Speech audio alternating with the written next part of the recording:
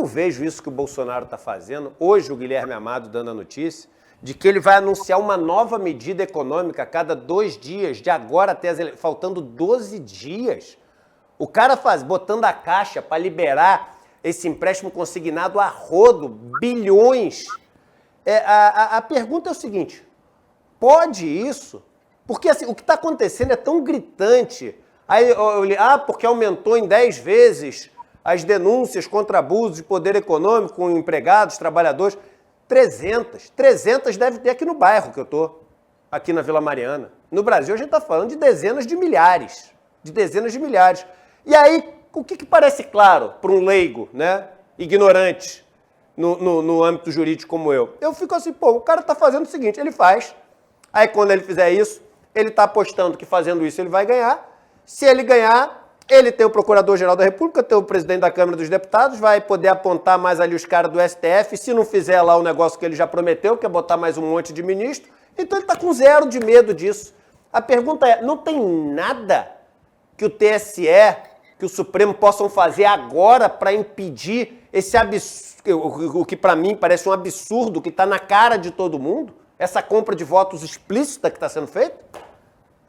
Edu, olha, a gente nunca viu tantos abusos cometidos por uma campanha eleitoral. E isso começou já desde o período vedado, 6 meses antes da eleição, que ele liberou uma série de programas sociais, adiantou Auxílio Brasil, enfim, ele já cometeu todo tipo de abuso de poder político que nunca foi visto antes numa campanha eleitoral. Mas a coisa só piora, né? Ele vai engrossando de fato esse caldo. Então, quando a gente vê o uso da máquina pública, quando a gente vê o uso da casa oficial para gravação de programa eleitoral, quando a gente vê o uso indevido de alguns veículos de comunicação social que ficam o tempo todo, inclusive disseminando fake news, eles têm uma milícia digital que o tempo todo fica jogando mensagens falsas, tentando comover a população, tentando desequilibrar o processo eleitoral, atacando o outro lado. Quando a gente vê tudo isso, você fala, olha para trás, nós olhamos para trás e, de fato, nunca houve um presidente cassado por abuso de poder político, abuso de poder autoridade, uso indevido dos veículos de comunicação, abuso de poder econômico. Mas também nunca houve um candidato que transgredisse tanto o artigo 22 da Lei Complementar 6490, que fala exatamente sobre esses abusos. Então, assim, é importantíssimo que o Tribunal Superior Eleitoral, e eu não tenho dúvidas que eles vão enfrentar essa matéria, eu acho que a candidatura do presidente Lula deve procurar o tribunal, deve interpor algum tipo de ação junto ao Tribunal Superior Eleitoral, descrevendo aí todos esses abusos. Acho que ontem ou anteontem manusearam mais uma ação contra 40 pessoas que ficam disseminando fake news no Twitter, em várias redes sociais, outros canais de YouTube que reproduzem esse tipo de conduta, enfim.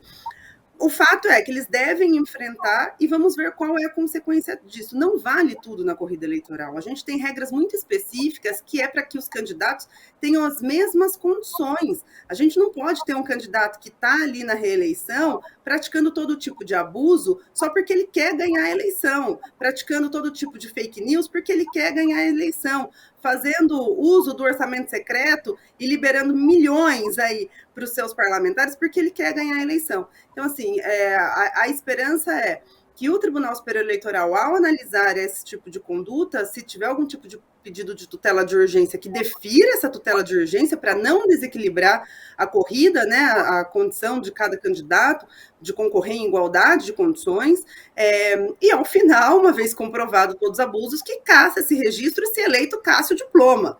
Porque, de novo, não é comum que tenhamos um presidente cassado, mas também nunca vimos tantos abusos cometidos como vimos nos últimos 6 meses.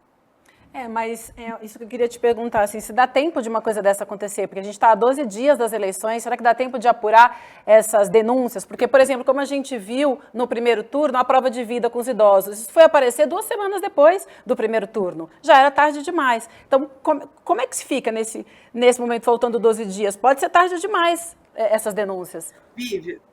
Na realidade, se a gente falar dos abusos, a coligação, Brasil da Esperança, ela pode protocolar um tipo de ação de investigação judicial eleitoral e pedindo uma tutela de urgência para esses pacotes aí de benefícios não serem veiculados até a data das eleições. Esse é um ponto.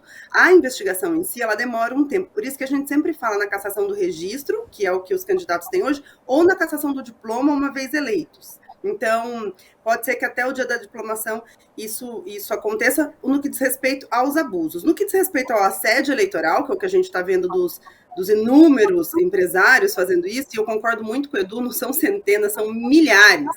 Eu quero chamar a atenção aqui, porque a gente está vendo, está infelizmente vivenciando também, e eu recebi ontem uma denúncia pelo Observatório Eleitoral do OAB São Paulo, do qual eu estou como presidente, que juízes eleitorais do interior do estado de São Paulo estão retirando mesários que declararam apoio ao PT.